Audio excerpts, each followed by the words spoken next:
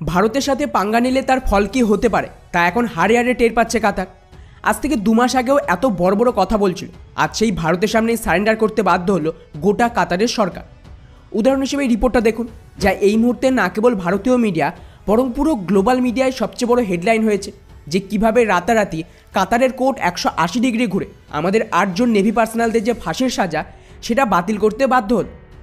আর বন্ধুরা, two be honest, এই ধরনের কেস গ্লোবালি রেয়ারলি হয়, যেখানে কোনো কোর্ট ফাঁসির সাজা দেওয়ার পর নিজেরাই পাল্টি খাচ্ছে যে না না একটু ভুল হয়ে গেছে, এই সাজা দেওয়া ঠিক হয়, তাই আমরা এই ফাঁসির সাজা তুলে নিচ্ছি। আর স্বাভাবিকভাবেই এই খবর সামনে আসতে না আসতে আমাদের 2 অবৈধ প্রতিবেশী দেশ, যারা দুদিন অন্তর অন্তর বাবা পাল্টায়, কখনো চায়না, কখনো কাতার, কখনো বা তুর্কি, ওদের মধ্যে তো শোকের ছায়া নেমে এসেছে যে শেষে তাদের নতুন বাবা কাতারও এইভাবে ধোকা দিল। কেননা যখন আমাদের এই নেভি পার্সোনালদের ফাঁসির সাজা দেওয়া হয়েছিল, সেই সময় ওদের মিডিয়ার যদি রিপোর্ট দেখেন তাহলে স্পষ্ট বোঝা যায় যে কত বেশি হেট্রেড ওদের ভারতের বিরুদ্ধে রয়েছে। আর ওরা এই বিষয়ে এত বেশি খুশি হয়েছিল যে প্রত্যেকটা সোশ্যাল মিডিয়া প্ল্যাটফর্ম বা ভারতীয় চ্যানেলের ভিডিওতে ওরা ঈদ মোবারক ঈদ মোবারক এই ধরনের কমেন্টও করছিল। কিন্তু আজ এই সমস্ত কিছু পাল্টি খেলো।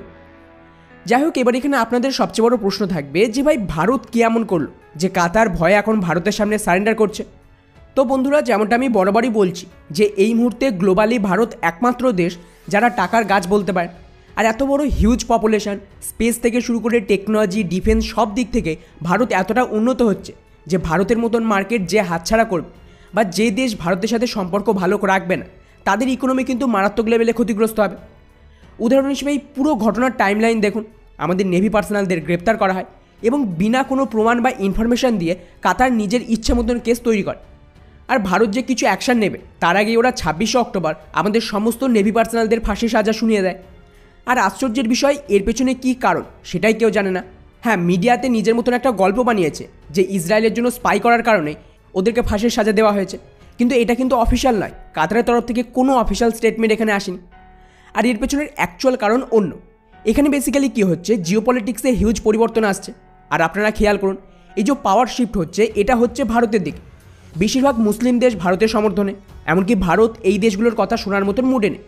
এরা বিলিয়নস অফ ডলার ভারতে পাঠাতো এবং দেশের ভেতরে অবৈধভাবে আতঙ্কবাদ ছড়ানো, ধর্ম পরিবর্তন, এই সমস্ত কাজ চলছিল, যা এখন বন্ধ হয়ে গেছে।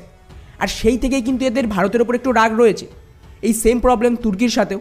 ওরা যে এজেন্ডা চালাচ্ছিল ইসলামিক কনভার্সনের, সেটা সম্পূর্ণ ফুলফিল হচ্ছে না। এমনকি সমস্ত মুসলিম দেশ তো কাশ্মীরেও ফান্ডিং পাঠাতো যাতে কাশ্মীরকে একটা আলাদা ইসলামিক রাষ্ট্র বানানো যায়। আর আপনারা দেখুন, সেই প্ল্যানেও ভারত এখন জল ঢেলে দিয়েছে।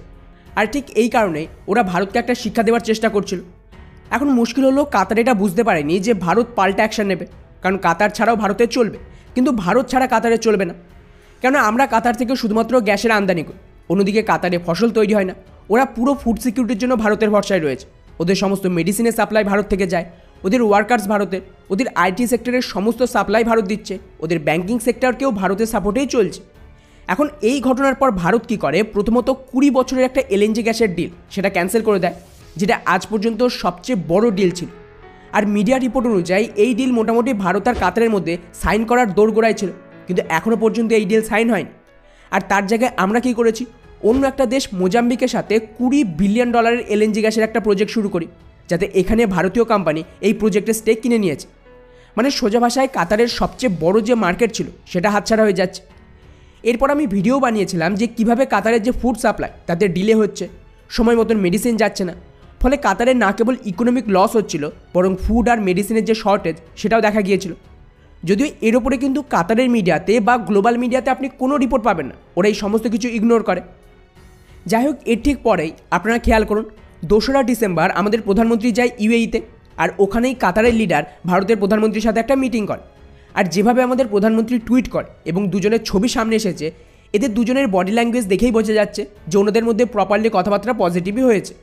এর ঠিক পরের দিন মানে 3 তারিখে আমাদের অ্যাম্বাসেডার অ্যাক্সেস পায় নৌবাহিনীর পার্সোনালদের সাথে দেখা করার। 4 দিন পর কোর্টের কেস রিওপেন করে এবং হিয়ারিং শুরু হয়। আর ফাইনালি 28 তারিখে আমাদের অ্যাম্বাসেডারের উপস্থিতিতে কোর্টের রায় আসে যে আমরা এই মৃত্যুদণ্ড তুলে নিচ্ছি। আর যেমনটা আপনারা সকলেই জানেন যে সমস্ত মুসলিম দেশগুলোর যে কোর্ট ওদের লিডার দ্বারাই কন্ট্রোল হয়, ওদের ভারতের মতন ফ্রির আদালত নেই, তাই ওপর থেকে যা অর্ডার আসে সেই অনুযায়ী কোর্ট কাজ করে।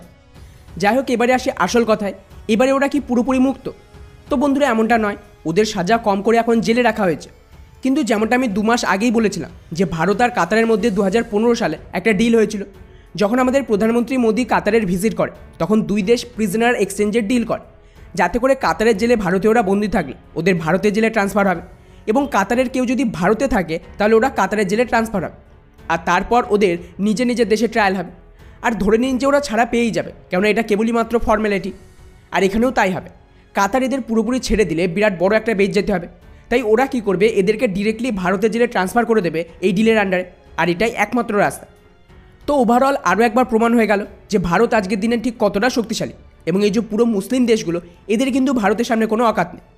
বাকি পুরো বিষয়টিকে নিয়ে আপনাদের কি মনে হয় নিচে অবশ্যই কমেন্ট করে জানাবেন। জয় হিন্দ।